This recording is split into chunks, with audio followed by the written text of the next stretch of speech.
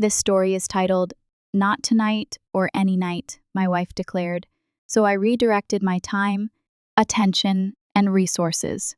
A couple of days later, she is asking for forgiveness, but I am done. Hey everyone! Before we jump into today's video, I need your help. We've noticed the channel is losing some traction, and subscribing is one of the best ways you can support us. It's quick, free, and it helps us keep bringing you awesome content. Your support means the world. Let's keep this channel growing together. Thanks so much! Now, let's start the video. I, 34 male, still remember the exact moment when those words left Emily's, 32 female, lips. Not tonight or any night. The finality in her voice made my body go cold. We'd been married for 6 years, and yeah, things hadn't been perfect lately, but I never expected something so final about our intimate life. Some background about me: I'm a marketing manager at a mid-sized tech company in the Midwest. Nothing fancy, but it pays the bills, and I've been steadily climbing the ladder. Been there about 8 years now. I met Emily in college during our junior year. She was studying psychology. I was in business. We clicked right away. Both of us were ambitious but down to earth. Dated for 3 years before getting married in a modest ceremony with about 80 guests, mostly family and close friends. Emily worked as an HR consultant and made decent money. We bought a 3-bedroom house in a nice suburb about 4 years ago. No kids yet. We were both focused on our careers first. I always thought we had a good thing going. We both contributed to the household, took vacations twice a year, usually one beach trip, and one visiting family, had a decent social circle of other couples our age. Pretty normal life, nothing extraordinary but stable and comfortable. At least, that's what I thought.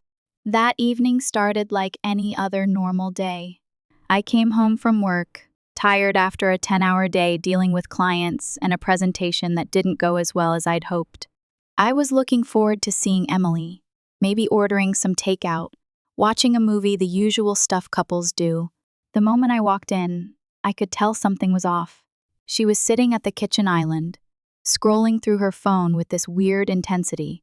We had dinner while talking about boring stuff, her coworkers' drama, my project deadline, the usual crap. Then we moved to the living room, where she continued scrolling through her phone, probably on one of those feminist Instagram accounts she'd been obsessed with lately, while I watched some random show on TV. When I leaned over to kiss her neck, something that used to make her smile, she pulled away sharp, like I'd tried to stab her or something. "Don't," she said, not even looking up from her damn screen. "I'm not in the mood." "You haven't been in the mood for weeks now," I replied, trying hard not to sound frustrated, even though I totally was. "Is everything okay?" That's when she put down her phone, looked me straight in the eyes with this cold expression I'd never seen before, and delivered those crushing words, "Not tonight or any night." I'm done with that part of our relationship. My mind raced through a million possible responses, but I just sat there like an idiot, my mouth probably hanging open. How do you even reply to someone suddenly ending physical intimacy in a marriage? No explanation, no room for discussion, just a one-sided decision that affected us both. "What exactly do you mean?" I finally managed to ask, hoping I'd misunderstood.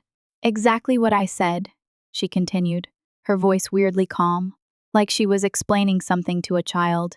"I'm comfortable with our life together, the house, our social circle, the stability, but I'm no longer interested in physical intimacy with you or any man. I've been reading a lot about how women are conditioned to provide physical affection to men, and I've decided I'm not participating in that patriarchal expectation anymore. You can accept it or not, that's your choice." Holy hell. She'd been getting deeper into that radical feminist stuff online recently, but I never thought it would affect our relationship. I was completely blindsided. "So you're just unilaterally deciding that our marriage doesn't include physical intimacy anymore, without any discussion?" I asked, trying to understand. "I don't need your permission to set boundaries with my own body," she replied, her tone getting that edge. I'd come to recognize whenever she was quoting something from her online groups. The fact that you think this requires a discussion just shows how entitled men are to women's bodies. I sat back, completely stunned. Emily, this isn't about entitlement.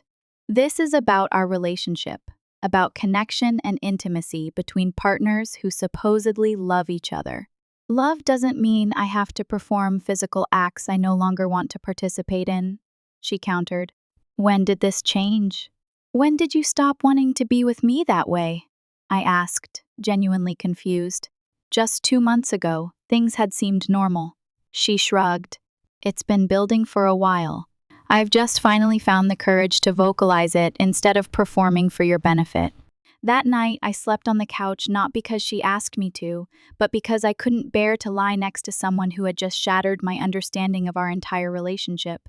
The next few days were weird as hell. We continued living together, eating together, even watching TV together, all while this invisible wall had been built between us. She acted like her declaration was as ordinary as announcing she wanted to change grocery stores, or something not the complete reshaping of our marriage. I tried bringing up counseling over breakfast 3 days after her announcement. I found a couples therapist with good reviews. I think we should talk to someone about what's going on between us. We don't need therapy, she responded dismissively, rolling her eyes.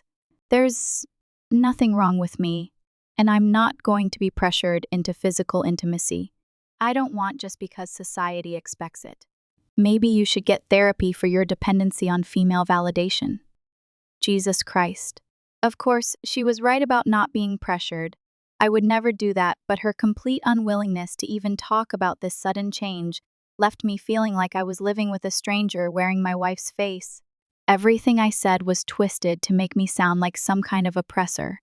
At night, lying on my side of our now purely functional bed, I'd move back from the couch, determined not to be displaced in my own home. I'd stare at the ceiling, wondering how I missed the gradual breakdown of our connection. Had I been so absorbed in work that I failed to notice her pulling away, or had she hidden her feelings until reaching some breaking point I never saw coming? I reviewed our recent history, looking for signs. Sure, our sex life had slowed down somewhat over the past year, but that seemed normal for a couple married 6+ years, both working demanding jobs. We still had date nights, still held hands during movies, still told each other I love you before bed, or at least we had until recently. One thing became real clear real fast. I was now in a marriage where I was neither wanted nor needed in any meaningful way. I was simply convenient a contributor to bills, a social partner for couple-oriented gatherings, a housemate who helped maintain our outward image of marital success. Just another evil man she could point to when talking to her new friends about how she was setting boundaries. I tried one more time to understand, seeing her on a Saturday morning when we were both home. Emily, I'm trying to respect your feelings, but I need to understand better what's happening. Did I do something wrong? Is there something I can change? She sighed dramatically, like my question was the most exhausting thing she'd ever heard. This is exactly the problem with men. You think everything is about you. This is about my journey and my autonomy. The fact that you're making it about what you did wrong just proves my point. But we're married, I said, frustration building. Your decisions affect me too. So what? You think your entitlement to my body outweighs my right to control it? This is why the patriarchy persists, because men like you can't handle women making their own choices. I walked away from that conversation feeling completely hopeless. There was no reasoning with her, no finding common ground. She had created a narrative where any disagreement with her position just confirmed her worldview about oppressive men. 2 weeks after her declaration, I found myself sitting in my car outside our house, unable to summon the energy to go inside. What was waiting for me there? Another evening of polite coexistence with someone who had unilaterally changed the terms of our relationship without any real explanation? Another lecture about how I was part of the problem for expecting basic human connection in a marriage? That's when I realized I had a choice to make. I could continue living in this emotional desert, hoping for rain that would never come, Or I could redirect my time, attention, and resources towards something or someone that offered at least the possibility of growth. As I finally walked through our front door, a plan was forming in my mind, not revenge or some dramatic confrontation, at least not yet, but something more powerful, a complete redirection of my life's energy. If she had moved on from me without physically leaving, maybe I could do the same. My redirection began with small changes. I set my alarm for 5:30 a.m., a full hour before she would wake up. Those quiet morning hours quickly became sacred to me, time that was completely my own, free from her judgmental stares and passive-aggressive comments. I started with 20 minutes of meditation, something I'd always dismissed as impractical with my busy schedule. To my surprise, that brief period of morning stillness helped clear my mind of the constant thoughts about my failing marriage. Next came physical exercise, nothing dramatic at first. Just basic push-ups, sit-ups, and a short run around the neighborhood. By the time she emerged from our bedroom, I had already showered, dressed, and started my day with purpose. "You're up early," she commented on the third day, finding me sipping coffee and reading at the kitchen table. The slight annoyance in her voice was obvious. She was used to me being half asleep while she dominated the morning space. "Just making some changes," I replied casually, not offering any further explanation. She didn't ask for one, just made some comment under her breath about toxic masculinity and exercise culture that I pretended not to hear. The second week, I joined a gym near my office. Instead of rushing home after work to an increasingly uncomfortable environment, I spent an hour working out. The physical exertion became a form of therapy. Each rep pushed out another fragment of resentment and self-pity. I started fantasizing about the future one, where Emily wasn't the center of my universe. I also reconnected with old friends I'd neglected during my marriage, guys. Emily had always disliked for being too masculine or problematic. Nothing dramatic, just casual lunches and after-work drinks with soda or coffee. I was careful not to mention my marital situation. These meetings weren't about seeking sympathy or bad-mouthing. My wife, they were about rebuilding connections that had nothing to do with my identity as a husband to an increasingly hostile woman. What was really interesting was realizing how many other guys were going through similar, not identical, but the same pattern wives or girlfriends who had gradually transformed into critical strangers, constantly finding fault with normal male behavior while expecting the financial benefits and emotional support to continue unchanged.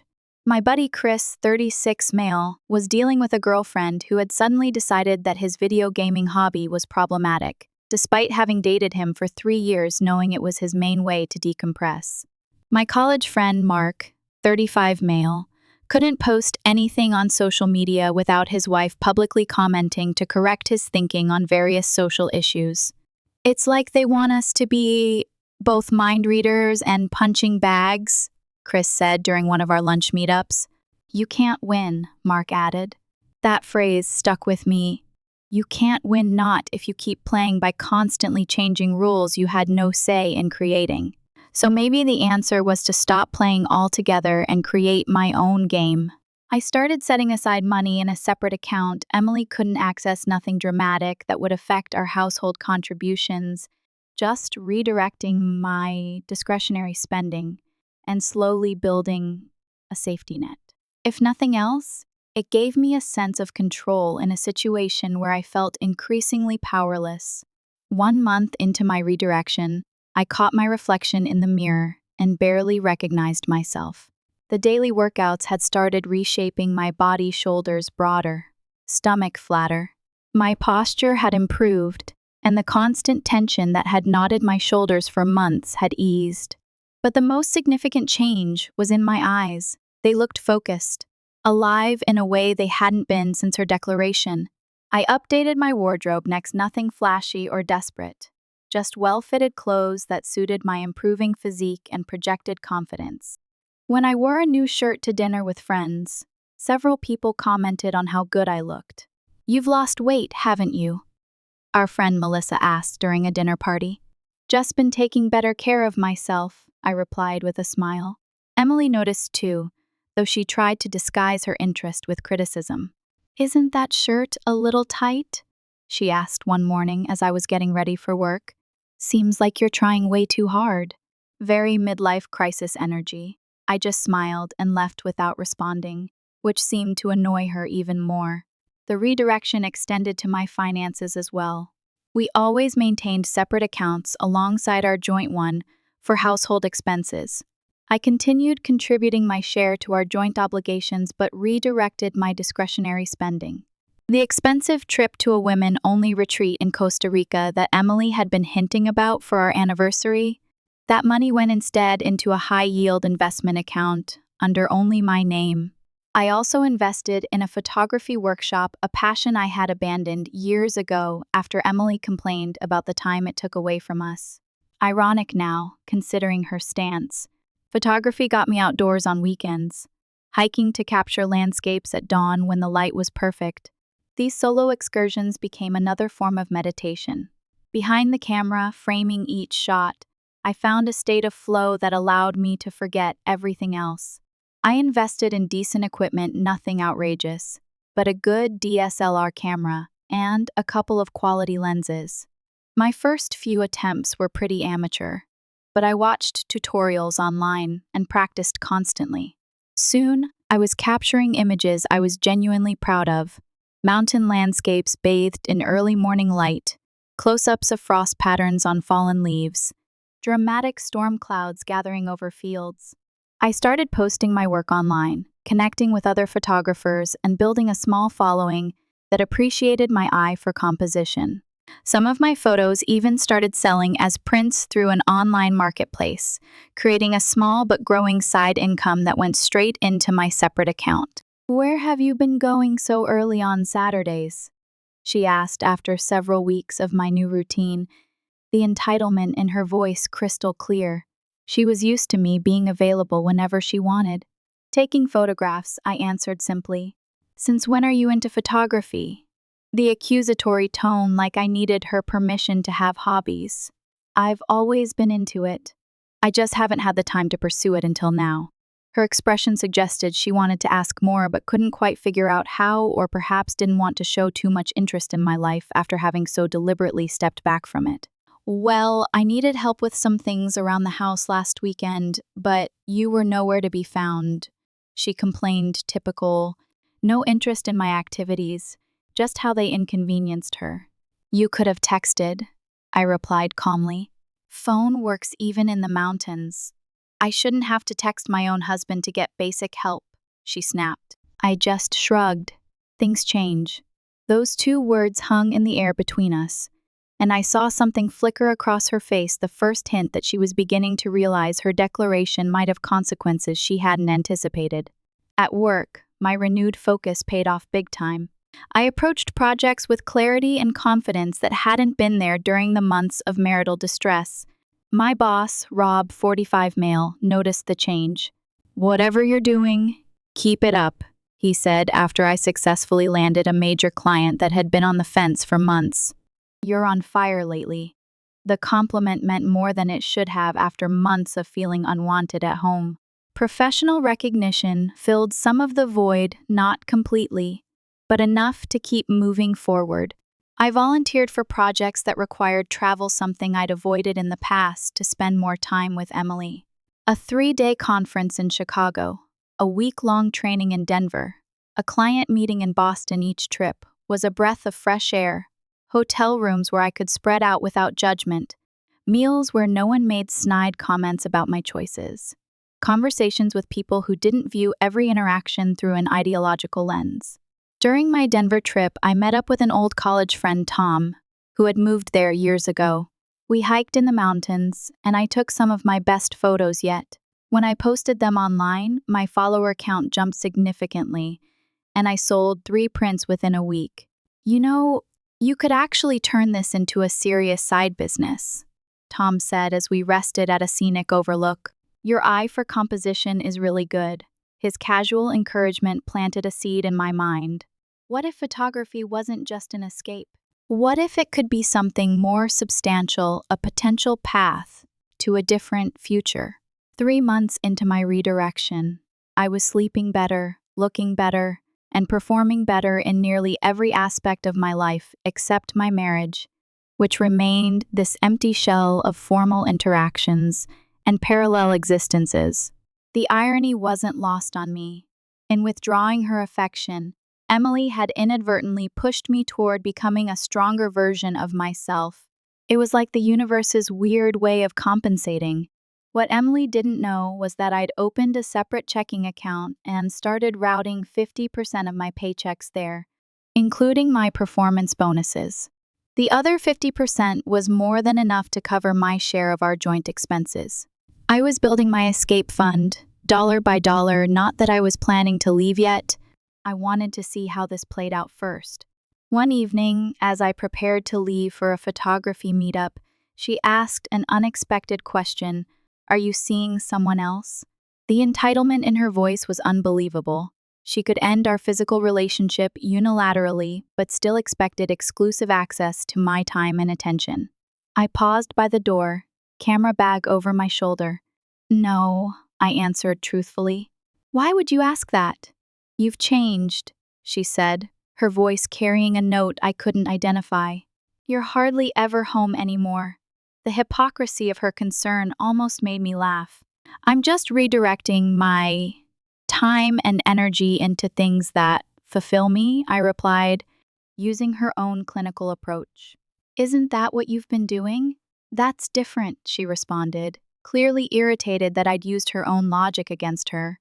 I made a personal choice about my body and autonomy, and I'm making personal choices about my time and interests, I countered. Seems perfectly fair to me.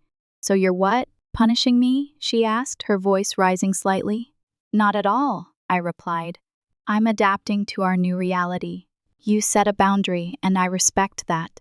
I'm simply setting boundaries of my own. She had no response to that, and I left without waiting for one. As I drove to meet my photography friends, I realized something fundamental had shifted. For the first time since her declaration, I wasn't desperately hoping for her to change her mind. I was too busy creating a life that no longer centered around her approval or affection. I met my photography group at a local park, where we were practicing night photography techniques. Among them was a guy named David, who worked for a local magazine. These are really good, he said, looking through some of my recent shots on my camera's display. We're always looking for local talent for our nature section. Would you be interested in submitting some work? Just like that, another door opened.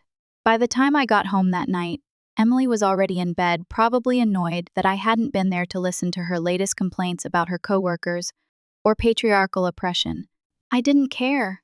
I had bigger things on my mind. The pivotal moment came during a company retreat 6 months into my redirection. My team had gathered at this lakeside resort for a weekend of strategic planning and team building. After a productive day of meetings, we relaxed around a fire pit, sharing stories and snacks under the stars. My colleague, Sarah, 29 female, who had joined the marketing department 3 months earlier, sat down beside me. Sarah was pretty much Emily's opposite, warm, supportive, and actually interested in other people's lives.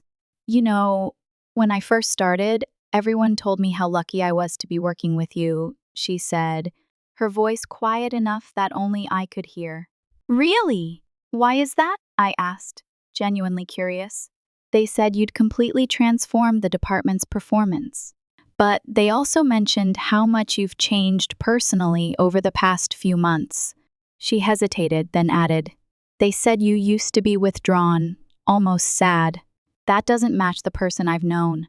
I stared into the flames, considering how to respond. Let's just say I went through some personal challenges and decided to focus on what I could control rather than what I couldn't. She nodded thoughtfully. Well, whatever you did worked. You seem completely in your element now. As our conversation continued into the evening, I found myself relaxing in a way I hadn't with anyone in a long time.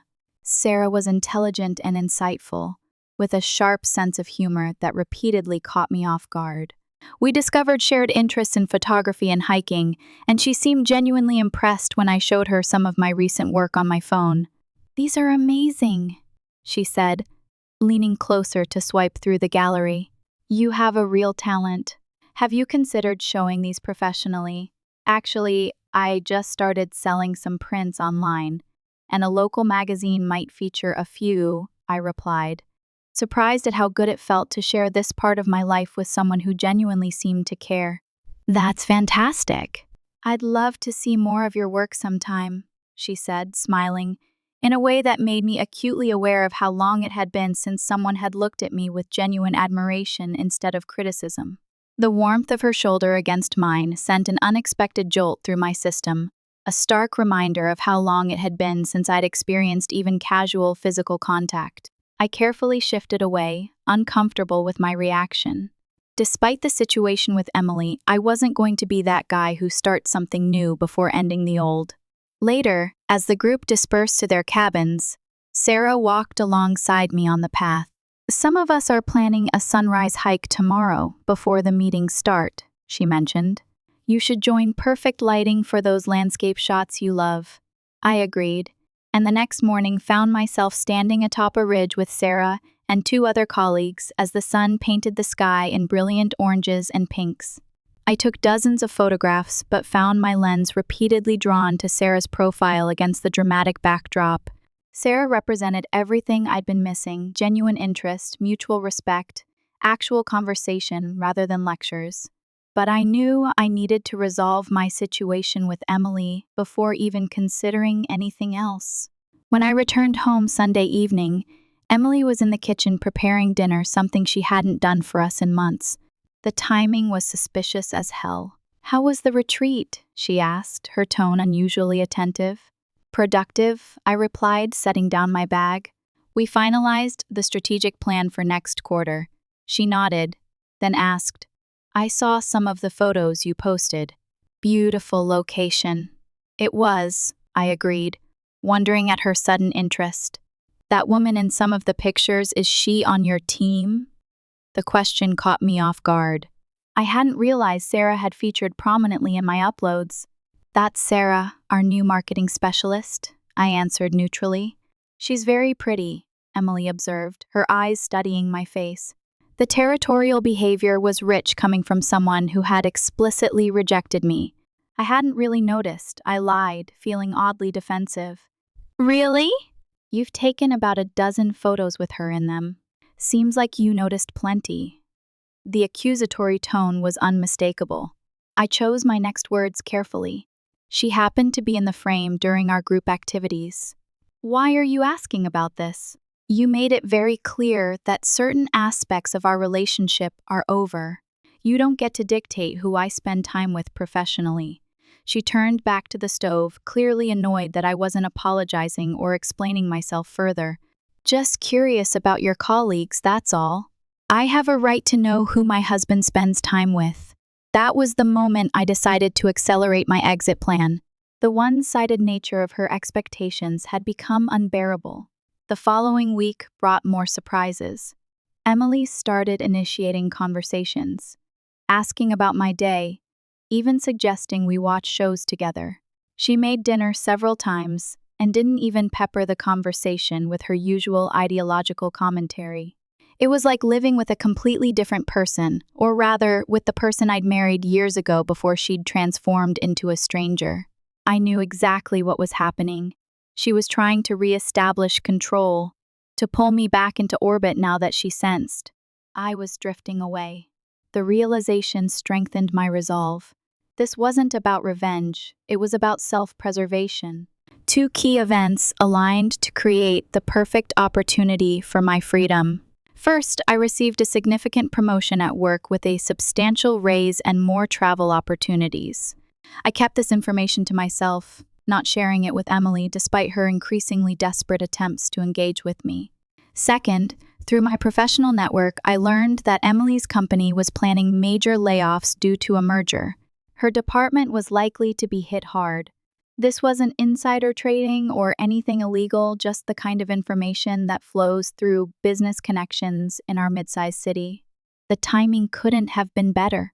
Over the past months, through my networking and new social connections, I'd learned that Emily's company was planning these layoffs. In fact, I'd helped a colleague's spouse get hired at a competing firm 3 weeks earlier, knowing they'd need someone with Emily's exact qualifications. I could have easily done the same for Emily. A single phone call would have secured her an interview at minimum, but I chose not to. Instead, I accelerated my exit strategy. I consulted with a lawyer discreetly, paying in cash from my separate account. I learned exactly what I needed to do to protect myself financially in a divorce. I documented Emily's declaration about ending physical intimacy, her subsequent behavior, everything that might help my case. I also discovered through casual conversations that Emily had been bad-mouthing me to her friends and family, painting herself as some kind of victim of the patriarchy, while conveniently omitting her unilateral decision to fundamentally change our marriage. This sealed the deal. My escape needed to be complete and decisive. 2 weeks later, Emily's company announced the layoffs. She came home visibly shaken. "My department might be cut next month," she said, clearly expecting sympathy. "I'm really worried." "That's tough," I responded, offering basic courtesy but nothing more. "I'm sure you'll figure it out." The layoffs happened faster than expected. The following Friday, Emily came home in tears. "I lost my job," she sobbed. "They eliminated our entire department." "I'm sorry to hear that," I said, maintaining a neutral expression. "What's your plan?" She looked shocked at my response. "My plan? I just lost my job. I need time to process this." "Of course," I replied. "Take all the time you need. But our financial obligations don't stop, so just let me know how you plan to continue contributing to the household expenses." Her jaw literally dropped. "Are you serious right now?" "I'm in crisis, and you're asking about bills?" I shrugged. "Just being practical. We both contribute equally, right? That's always been your position." The next morning, I made my move. While Emily was in the shower, I transferred every penny from our joint account into my private account, leaving just enough to avoid overdraft fees. Then I packed a bag with essentials and my most important possessions. When she emerged from the bathroom, I was waiting in the living room with divorce papers. "What's this?" she asked, eyeing the documents. "Divorce papers," I replied calmly. "I've realized I deserve better than a one-sided marriage with someone who unilaterally changed the terms of our relationship without discussion or compromise." Her face went through a series of emotions: shock, anger, disbelief. "You can't be serious. Because I wouldn't sleep with you? That's what this is about?" "No, it's about respect and reciprocity," I said. "You made a choice that affected us both, presented it as non-negotiable, and expected me to simply accept it.